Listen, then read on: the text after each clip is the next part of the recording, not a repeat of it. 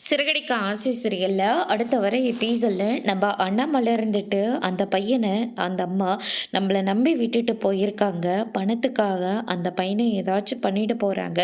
எப்படியாவது நம்ம அந்த பையனை காப்பாத்தியே ஆகணும். முத்து உனக்கு தெரிஞ்ச மாதிரி ஏதாவது ஐடியா பண்ணி அந்த கிறிஷை வந்து அவங்க கிட்டே இருந்து எப்படியாவது கூட்டிட்டு வந்துரு அப்படின்ற மாதிரி சொல்லிடுறாங்க. சரிங்கப்பா நான் பார்த்துக்கிறேன் அப்படின்னு சொல்லிட்டு நம்ம முத்த இருந்துட்டு நான் பணம் தரேன் அப்படின்னு சொல்லிட்டு அவனை ஒரு இடத்துக்கு வர சொல்லு, கிருஷையும் கூட கூட்டிட்டு வர சொல்லு அப்படின்னு சொல்லிட்டு முத்த இருந்துட்டு மனோஜை கூட்டிக்கிட்டு ஃபோன் பண்ண சொல்றாங்க. அதுக்கு அடுத்ததா பிஏ கிட்ட வந்து மனோஜ் வந்து பேசிக்கிட்டு இருக்காங்க. பையனை விட்டு நான் நீ கேட்ட மாதிரி பணத்தை கொடுத்துட்றேன் அப்படின்ற மாதிரி சொல்லிடுறாங்க. முதல்ல நான் சொன்ன இடத்துக்கு அந்த பணத்தை கொண்டு வந்து வையுங்க.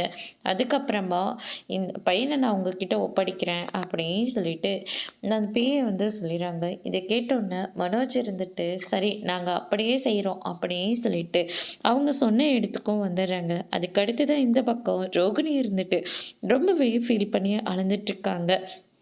மீனா இருந்துட்டு வீட்டில் உண்மையே சொல்லியிருந்தா இந்த மாதிரி பிரச்சனை உனக்கு வந்திருக்குமா? கண்டிப்பாக வந்திருக்காது.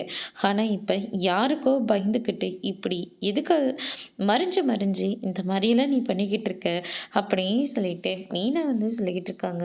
அதுக்கடுத்ததாக வந்து பார்த்திங்கன்னா மீனா ஏற்கனவே நான் கிருஷக்கானன்னு சொல்லி மனசளவில் ரொம்பவே நொந்து போயிருக்கேன். மேலும் மேலும் நீங்கள் என்னை கஷ்டப்படுத்தாதீங்க அப்படின்னு சொல்லிட்டு ரோகிணி ஒரு பக்கம் மீனா கிட்ட சொல்லிடுறாங்க. அதோட பிரம முடிச்சிருக்காங்க.